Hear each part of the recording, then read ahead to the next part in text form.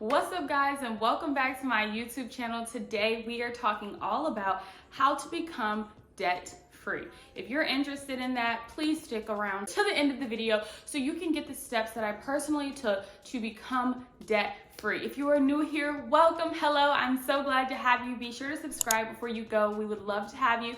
To all my returning family members, what's up? Welcome back. I have been getting a lot of questions about budgeting, finances, debt freedom, so I figured why not bring that here to my YouTube family, okay? So I'm going to give you the 5 steps that I have taken to become debt free and what tools, tricks, resources, things that I did and how I was able to transition my mind to even step foot into starting those things, right? First things first, I want to give a huge shout out to Dave Ramsey. Dave Ramsey changed my life. I will never forget, I was driving to a showing that was like an hour long away, and I decided that I was going to stop listening to my music, my ratchet music, on my way to show these houses, and I was going to listen to podcasts or things that were going to enhance my mind, enlighten me, empower me, and give me educational information that I could use to change my life for the better, point blank period. So as I was listening to him speak, he made this statement that had my mind just go like, wow. And what he said was, cash is king, debt is dumb. And when I thought about it, I was like, wow, like debt really is dumb. Like it really dawned on me that it's so crazy how building credit, you have to have debt, right? Or owe somebody to show that you'll pay them back and this, that, and the third. But like your whole thought process behind money and how it works based on how you were raised can just really be altered based on what you're doing with your money and how it's presented to you. And I had just never heard anybody tell me debt was dumb. And when I heard it, it was just like a light bulb went off, like, I don't want this debt anymore. I want to be done with it. I want to be debt free. I don't want to be robbing Peter to pay Paul or working hard for my money and then having to pay it out to someone else. I want to now tell you what I did after listening to his amazing podcast. And if you haven't already checked out who Dave Ramsey is, I will link his website below. So let's dive into what we like to call, or what he likes to call, Dave Ramsey's baby steps. That is where I started. But before I started there, step 1 was to get my mind into the place of you are actually going to do this. I know I preach a lot about mindset, but it really matters. You are the only one that's going to be able to keep yourself on target when you have a goal. When motivation wears off, you have to be dedicated and consistent to stay at it. And in order to do that, you have to have your mind right and figure out your why. My why was I didn't want to be living paycheck to paycheck and not be able to enjoy the fruits of my labor and the hard dollars that I worked my butt off for. I don't know what your why may be, but figure it out and get your mindset ready to go so you can dive into the baby steps this year. Step number 1 is to save $1,000 in a do not touch emergency fund. That is the first thing you do when you want to tackle your debt-free journey when starting the Dave Ramsey Baby Steps program. I should probably do a video on like how to create a budget and the envelope method. If you guys want to see that, let me know in the comments below and I can like do a little series on this. You want to save $1,000 in an emergency fund that you cannot get to easily. And when I say you cannot get to it easily, I mean like a savings that takes a couple of days to transfer money out of, or maybe even a totally different bank account, however you want to do it. But if you're disciplined, then you can just put it in your savings account that's already connected to your checkings account. Step number 2 is to snowball your debt. And what Dave Ramsey meant by snowballing your debt is, think about it. A snowball is tiny, and then if you keep rolling it and rolling it and rolling it, it gets bigger and bigger and bigger, right? So when he said snowball your debt, when you break it down, he was basically telling us to pay the smallest debt off first. And I didn't understand that at first, but when I started doing it, it made sense.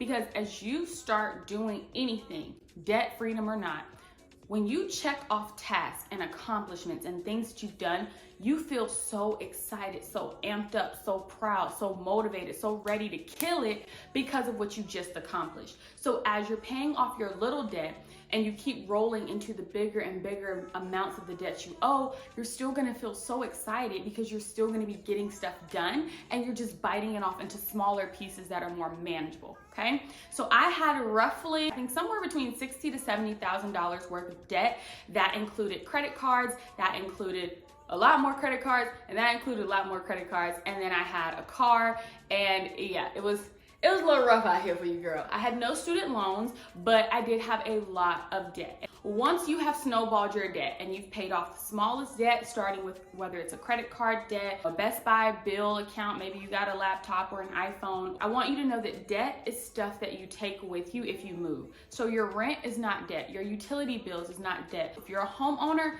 we are not including your house as debt, okay? And the next thing you want to do is grow that emergency fund to have 3 to 6 months worth of savings or an emergency fund for that amount of time. So what that means is you want to take the amount of money that you need to survive, right, for your necessities, and you want to double that, triple that, quadruple it, whatever. You want to times it by 6 or times it by 3. He says 3 to 6 months. I prefer 6 to be on the safe side, but if you want to start with 3, start there and continue to grow it. So in order to do that, once you've paid all that debt off, that extra money that you were putting towards that car note, that credit card, that phone bill, your student loans, you take that same amount of money because you already used to paying that out, and you put it towards your emergency fund. And once you get that 3 months saved or your 6 months saved, you have accomplished baby step number 3.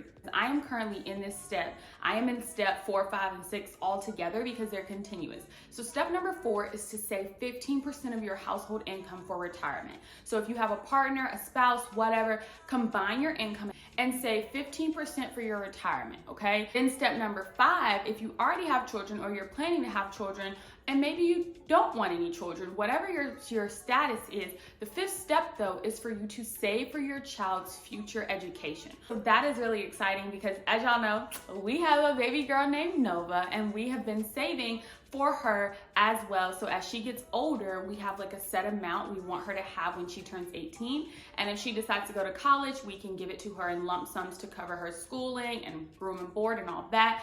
Or if she decides she wants to take the entrepreneurial route like her parents, then we are happy to help her use that money to invest it into her business or businesses. And then step number 6 is to pay off your home early. So if you are a homeowner and you have a mortgage, I don't know if you know, bonus tip, paying off or paying extra money on your mortgage every month will shorten the amount of interest you have to pay and actually make it cheaper for you to pay off your stuff faster without paying so much interest. So we do like an extra, I'm gonna say 150 or 200 a month on ours. I'm not sure, but I know we pay more on the principal so that we're not having to pay so much interest back, okay? That was another tip I got from a lender, and if you want true specifics on that, please reach out to my amazing lender, Aubrey. I'll put her information in the description box below. And the final step that you guys, we are all wanting to get to one day is build wealth and give. Life is meant to be lived to the fullest, and I feel the most fulfilled in my life when I am able to give back as well as build wealth. And I don't mean just wealth of money. I mean wealth of health, wealth of wisdom, wealth of love, wealth of passion and things I'm passionate about.